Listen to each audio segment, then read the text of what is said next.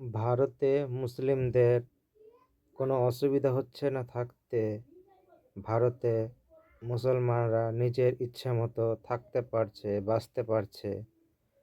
তারপরেও বাংলাদেশ, পাকিস্তান সেই ভারতের উপরেই বারবার ভারতের বিরুদ্ধে কথা বলছে। ভারতের মুসলমান নাকি অনেক সমস্যায় আছে, সেটা নিয়ে কথা বলছে। তো আমি পাকিস্তান ও বাংলাদেশিদেরকে যে বলতে চাই যে একবার চায়নায় গিয়ে দেখো তোমাদের সেই মুসলমানদের কত সম্মান করা হয়।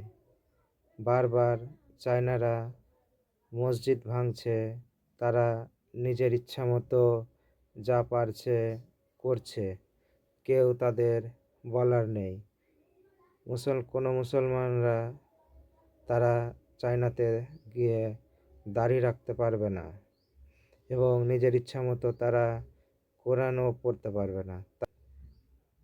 পাকিস্তানি কিংবা বাংলাদেশি চায়নার বিরুদ্ধে কোনো কথা বলতে পারছে না, কারণ একবার সেই কথা বললে সেই বাংলাদেশ কিংবা পাকিস্তান বলে কোনো দেশই থাকবে না।